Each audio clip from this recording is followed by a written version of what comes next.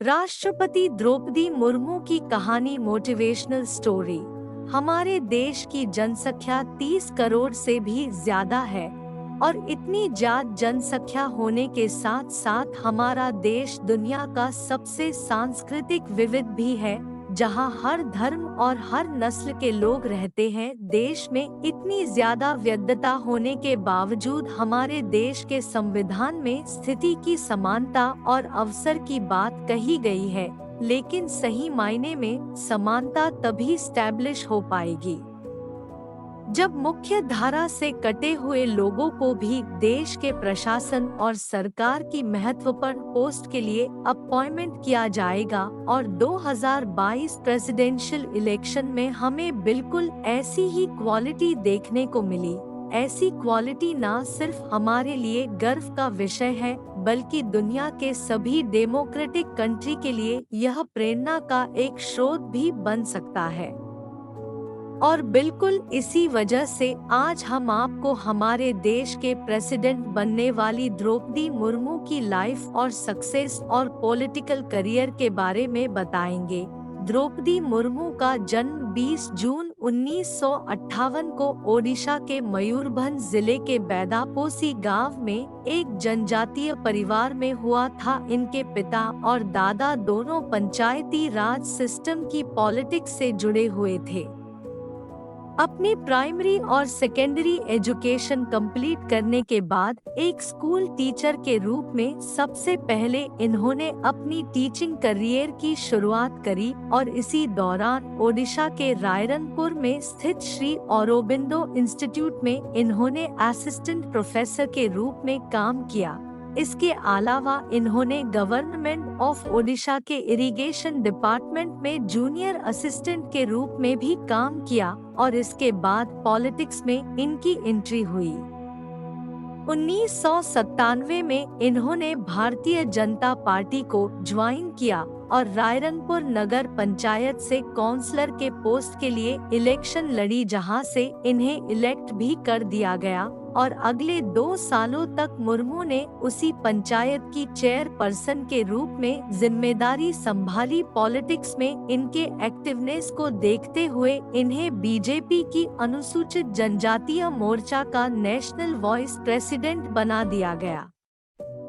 साल 2000 के Odisha assembly election में एमएलए के पद के लिए खड़े होकर अपने पॉलिटिकल करियर को एक कदम और आगे बढ़ाया और रायरनपुर असेंबली कॉन्स्टिट्यूएंसी से एमएलए के रूप में इन्हें इलेक्ट कर दिया गया। मार्च 2000 से 2002 के बीच इन्हें कॉमर्स एंड ट्रांसपोर्ट डिपार्टमेंट के मिनिस्टर की जिम्मेदारी भी सौंपी गई और 2002 के बाद से इन्होंने मिनिस्ट्री ऑफ फिशरीज और एनिमल रिसोर्सेज डेवलपमेंट डिपार्टमेंट को भी संभाला। लेजिस्लेटिव असेंबली के मेंबर के रूप में अपने कार्यकाल के दौरान मुर्मू के कामों को देखते हुए इन्हें Neelkanth award for best MLA से भी नवाजा गया। इसके बाद 2004 में फिर दोबारा इन्हें एमएलए के रूप में इलेक्ट किया गया। वहीं दूसरी तरफ 2006 से 2009 तक मयूरगंज डिस्ट्रिक्ट के बीजेपी प्रेसिडेंट के साथ साथ बीजेपी अनुसूचित जनजातीय मोर्चा के स्टेट प्रेसिडेंट के रूप में मुर्मू काम करती रही। मुर्मू की पॉलिटिकल लाइफ में सब कुछ सही चल रहा था, लेकिन अचानक उन्हें पर्सनल लाइफ में कुछ बहुत बड़ी परेशानियां आई, जिन परेशानियों ने उन्हें हताश कर दिया। साल 2009 में एक एक्सीडेंट की वजह से द्रौपदी मुर्मू के बेटे की डेथ हो गई, जिनकी वजह से इनके मेंटल हेल्थ पर काफी असर पड़ा और ये काफी समय तक डिप्रेशन में रही। इसी के कुछ समय बाद साल 2013 में इन्होंने अपने दूसरे बेटे को खो दिया और कुछ ही महीनों बाद इनके हस्बैंड की भी मृत्यु हो गई। और इन घटनाओं के बाद किसी के लिए भी डिप्रेशन में जाना स्वाभाविक है। द्रौपदी के अनुसार अपने इस डिप्रेशन मेंटल जोन से बाहर निकलने के लिए वो ब्रह्मा कुमारी संस्था से जुड़ी, जिससे इन्हें काफी मदद मिली और इस स्थिति से बाहर निकलने के बाद इन्होंने जनता की सेवा करने की अपने लक्ष्य पर दोबारा काम करना शुरू किया और 18 मई 2015 को द्रौपदी ने झारखंड की गवर्नर के रूप में शपथ ली। द्रौपदी का ये शपथ न सिर्फ इनके समाज के लिए गर्व का विषय था, बल्कि ये ओडिशा के पूरे जनजातीय समाज के लिए भी गर्व का विषय था, क्योंकि द्रौपदी मुर्मू ओडिशा की पहली महिला जनजातीय थी जिन्हें गवर्नर के रूप में अपॉइंटमेंट किया गया था। इसके साथ ही मुर्मू झारखंड के गवर्नर के रूप में जिम्मेदारी संभालने वाली भी पहली महिला थी। इस तरीके से गवर्नर के रूप में इनका शपथ लेना महिलाओं के लिए भी गर्व का विषय बना। 5 साल के टर्म के लिए गवर्नर बनने के बाद मुर्मू ने अपने इस टर्म को पूरा किया।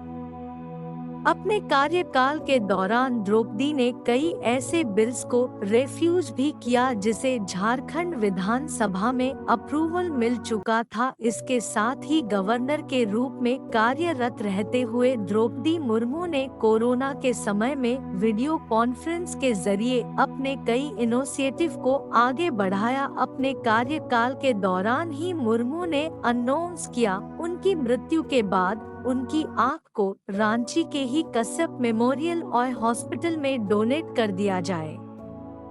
और फिर द्रौपदी मुर्मू की डिप्लोमेटिक वर्क एथिक्स और विशनरी गोल्स को देखते हुए इन्हें प्रेसिडेंट ऑफ इंडिया 2022 के इलेक्शन के लिए एनडीए की ओर से नॉमिनेट किया गया। मतलब अब ये कहने में कोई शक नहीं है कि द्रौपदी मुर्मू हमारे देश के अगली प्रेसिडेंट हो गई और देश के सबसे बड़े पद की जिम्मेदारी संभालने वाली वो पहली जनजातीय महिला भी बन गई। लेकिन उनका नॉमिनेशन सत्ताधारी पक्ष की तरफ से नहीं था, इसलिए उन्हें हार का सामना करना पड़ा। द्रौपदी मुर्मू का भारत के प्रेसिडेंट के रूप में इलेक्ट किया जाना भारत में मौजूद समानता की व्यवस्था का अब तक का सबसे बड़ा सबूत है।